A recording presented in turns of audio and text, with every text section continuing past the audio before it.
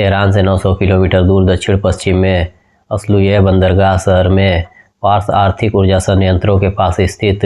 ईरानी gas संयंत्रों पर America और इजराइल ने खतरनाक हवाई हमला किया है, जिसके बाद ईरान ने यहां से होने वाले गैस निर्यात इकाई केंद्र को पूरी तरह से बंद कर दिया है। अमेरिका ने ईरान जंग पर एक रिपोर्ट जारी करते हुए बताया है कि अमेरिका और इजराइल ने ईरान में ईरानी केंद्रों पर अब तक 7,800 से ज़्यादा हवाई हमले किए हैं, जिससे पूरे ईरान में भारी सैन्य तबाही हुआ है। एक तरफ तो अमेरिका ईरान में हमले करके ईरानी सैन्य ठिकानों को निशाना बनाने का दावा कर रहा है, लेकिन आप ही सोचे कि इस वक्त अमेरिका और इजराइल ने जिस तरह से 7,800 ईरान में हमले किए हैं, वह सभी हमले मिलिट्री बेस पर कैसे हो सकता है, जबकि इंटरनेशनल मीडिया खुद यह दावा कर रहा है कि ईरान में अमेरिका और इजराइल के हमले लगातार रेसिडेंशियल बिल्डिंग और स्कूल हॉस्पिटलों पर हुआ है। ईरान ने तो चिल्ला चिल्ला कर पूरी दुनिया को कहा है कि अमेरिका और इजराइल ने ईरान में सिर्फ ग्रामीण इलाकों और हॉस्पिटलों स्कूलों को ही निशाना बनाया है। लेकिन जिस तरह से इस वक्त ट्रंप कह रहा है कि ईरानी मीडिया झूठी खबर फैला रहा है,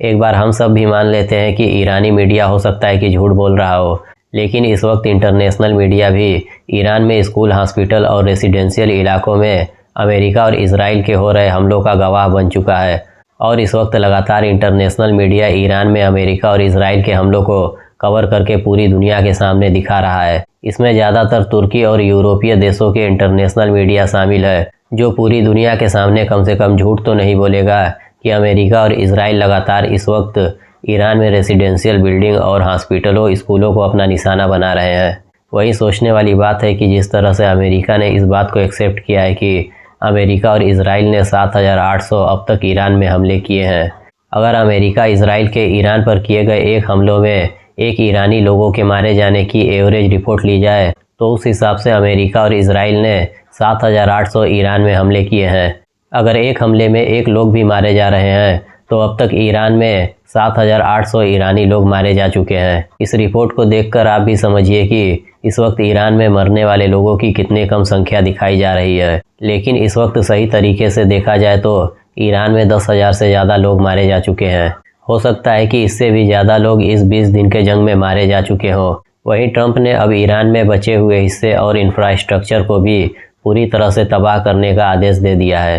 ट्रंप ने कहा है कि ईरान में बचे हुए इलाके और इंफ्रास्ट्रक्चर को भी जल्द ही अमेरिका और इजराइल के तरफ से निशाना बनाया जाएगा। वहीं इसके अलावा स्ट्रेट ऑफ हॉर्मुज के करीब ज़मीनी इलाके में अमेरिका ने ईरान के मिसाइल सिस्टम को निशाना बनाने का भी दावा किया है। अमेरिका ने कहा है कि स्ट्रेट ऑफ हॉर्मुज के करीब ईरानी मिसाइल लॉन्च पैडों को अमेरिका ने हमला करके तबाह कर दिया है। इस वक्त अमेरिका और इजराइल ने ईरान में हमला करने के अपने स्ट्रेटेजी को पूरी तरह से बदल दिया है। अमेरिका और इजराइल इस वक्त पूरे ईरान में अलग अलग हमले कर रहे हैं। अमेरिका इस वक्त ईरान के इंफ्रास्ट्रक्चर और सैन्य बेस को अपना निशाना बना रहा है। वहीं दूसरी तरफ इजराइल इस वक्त ईरान में ईरानी नेताओं और बड़े लीडरों को अपना टारगेट बना रहा है। अली लारेजानी के बाद इजराइल ने इस वक्त ईरान के खुफिया मंत्री इस्माइल खतीब का भी कत्ल कर दिया है। ईरानी राष्ट्रपति पेजेस्कियान ने बताया है कि इजराइल ने रात के अंधेरे में कायरतापूर्ण तरीके से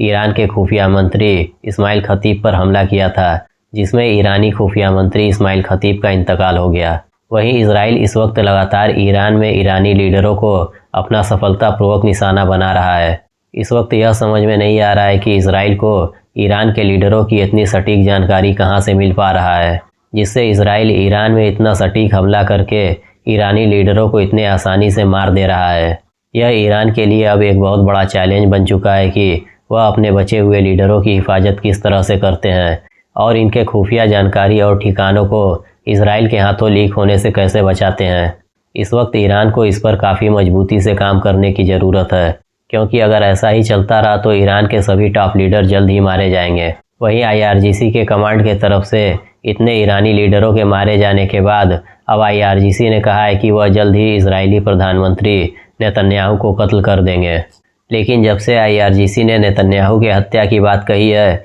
तब से इजरायली प्रधानमंत्री नेतन्याहू ज़मीन और स्ट्रीम मीडिया से पूरी तरह से गायब हो चुका है। इजरायली प्रधानमंत्री नेतन्याहू को इस वक्त ईरान के तरफ से कत्ल किए जाने का खतरा काफ़ी बढ़ गया है। इसी वजह से इस वक्त नेतन्याहू पूरी तरह से अंडरग्राउंड हो चुका है। मिडिल ईस्ट में इस वक्त ईरान अमेरिका जंग के बीच पूरी दुनिया की निगाहें ईरान पर टिकी हुई है। इसी का फ़ायदा उठाकर इस वक्त इजराइल वेस्ट बैंक और गजा में लगातार अतिक्रमण कर रहा है और फिलिस्तीनी लोगों के घरों पर बुलडोजर चला रहा है। वेस्ट बैंक में इजरायली सेना आज इसी फिलिस्तीनी बस्तियों के अतिक्रमण के दौरान 16 फिलिस्तीनी औरतों को गिरफ्तार किया है। इजरायली सेना इस वक्त लगातार वेस्ट बैंक में बच्चों, महिलाओं और फिलिस्तीनी लोगों को गिरफ्तार कर रहा है और इजरायली अधिकृत वेस्ट बैंक में इजरायली सेना जिन फिलिस्तीनियों को गिरफ्तार कर रहा है उन्हें बाद में कानूनी तौर पर रिहा करने के बजाय इजरायली सेना उनका कत्ल कर दे रहा है। वेस्ट बैंक में इजरायली सेना के इन्हीं हरकतों को देखते हुए कई यूरोपीय देश, जिसमें जर्मनी, फ्रांस और स्पेन शामिल है, उन्होंने इजराइल की कड़ी निंदा की है और कहा है कि इजराइल को वेस्ट बैंक में फिलिस्तीनी बस्तियों से दूर रहना चाहिए और अगर इजराइल इस बात को नहीं मानता है तो फिर फिलिस्तीनियों के तरफ से इजराइल पर हमले हो सकते हैं और इसका जिम्मेदार इजराइल खुद होगा। वहीं अब तुर्की के राष्ट्रपति रजब तैयब एर्दोगान ने ओमान के सुल्तान के साथ मिलकर एक बड़ा बयान जारी किया है। तुर्की के राष्ट्रपति एर्दोगान ने और ओमान के सुल्तान ने कहा है कि इजराइल इस वक्त जिस तरह से जंग की आड़ में मस्जिद अक्सा को बंद किया है, यह पूरे मुस्लिम उम्मा के लिए इजराइल की एक बड़ी साजिश है। इस वक्त तुर्की के राष्ट्रपति एर्दोगान का मस्जिद अक्सा को लेकर इजराइल को यह चेतावनी तब सामने आया है जब शब-ए कद्र की रात इस्तांबुल के एक हिस्टोरिकल मस्जिद में नमाज के दौरान बहुत सी तुर्की महिलाओं ने नमाज पढ़ रहे तुर्की लोगों पर दुपट्टा और स्कार्फ फेंके थे